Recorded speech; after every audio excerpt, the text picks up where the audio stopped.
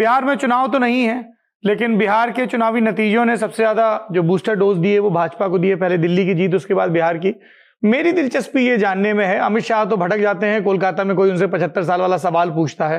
वो बात और है कि उन्हीं के पार्टी का राष्ट्रीय अध्यक्ष रहते वो मार्गदर्शक मंडल बना था, जिसमें बाद में किन लोगों की एंट्री हुई, कितने लोगों की कितनी बार मीटिंग हुई, आज तक पता नहीं चला। बहरहाल वो तो यही कहते हैं उनकी पार्टी का मसला है, लेकिन लोकतंत्र है, किसी की भी पार्टी का मसला हो पत्रकारों को सवाल पूछना ही है।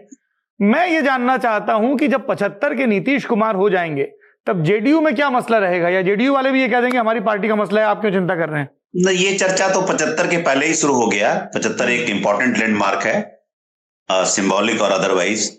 लेकिन जेडीयू में देखिए, जनवरी के 15 जनवरी के बाद, 14-15 जनवरी मकर संक्रांति के बाद एक जो अभी इशारा भी किया और प्रेस के सामने भी संजय झा ने, जो उनके नेशनल वर्किंग प्रेसिडेंट है, उन्होंने खुलकर कहा कि अब निशांत पर है वो आए हैं। तो निशांत राजनीति के लिए ऑलमोस्ट उनको तैयार किया जा रहा है।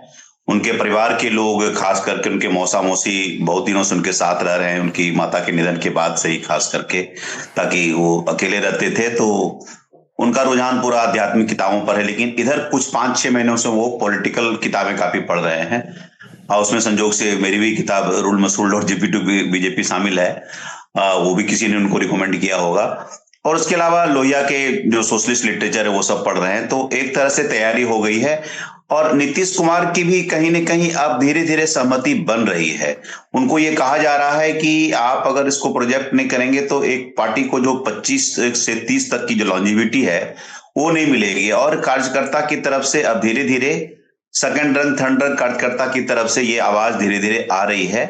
एक धड़ा जरूर है, एक ब्यूरोक्रेसी भी होगी जो चाहती होगी कि डिले हो, क्योंकि उनके हिसाब से सारी चीजें चल रही है। मुझे नहीं लगता है कितना नीतीश कुमार एक एक फाइल को पढ़ते हैं, कि हर एक बात को कितना समझ पाते हैं। एक पैटर्न, डिसीजन मेकिंग का एक पैटर्न बना हुआ है, वो फॉलो हो रहा है।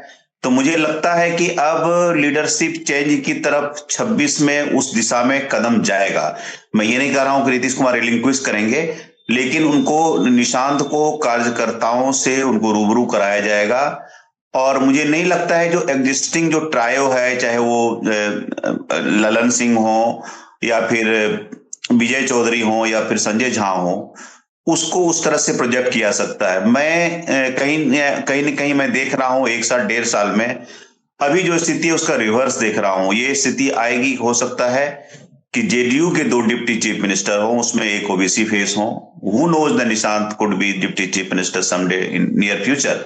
और उसके साथ एक अपर कास्ट में हो सकता है, उसमें हो सकता है विजय चौधरी भी हो सकते हैं, श्रवण कुमार हो सकते हैं, कोई भी हो सकते हैं। लेकिन वो फलक्रम जो होगा वो निशांत के आसपास होगा। और आगे फ्यूचर लीडर्स में मैं देख रहा हूं, श्रवण कुमार को देख रहा हूं, मैं मनीष वर्मा को देख रहा हूं कि एक जेडीयू की टीम इमर्ज करते हुए को दिख रही है। क्योंकि और जो सब नाम है वो दोनों प्रेडिक्टेबल नेम्स हैं। और कहीं न कहीं संजय झा पर वो लगता है कि वो भाजपा से आए हुए हैं, तो कहीं न कहीं उसकी तरफ सोचते हैं।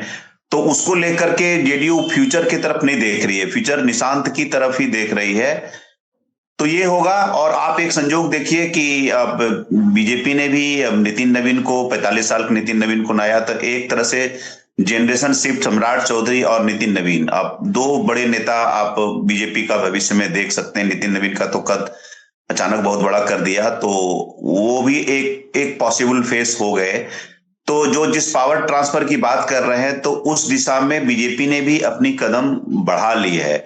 अब बारी जेडीयू की है। जेडीयू कैसे स्टेप अप करते हैं, कैसे निशांत को प्रिपेयर करते हैं।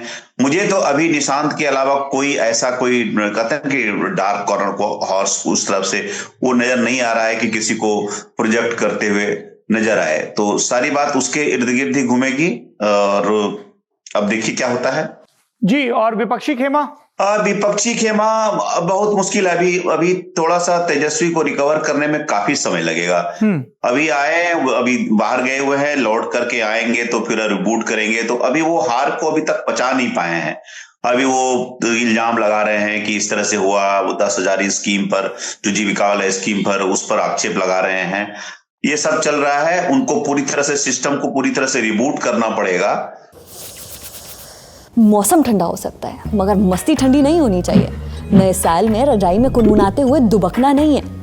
शुरुआत होगी बहुत सारे फन के साथ। दिन होगा शनिवार का 10 जनवरी 2026 को आपके फेवरेट स्टार्स के साथ पटना के बापू सभागार में जमेगा लल्लन टॉप का बिहार अड्डा।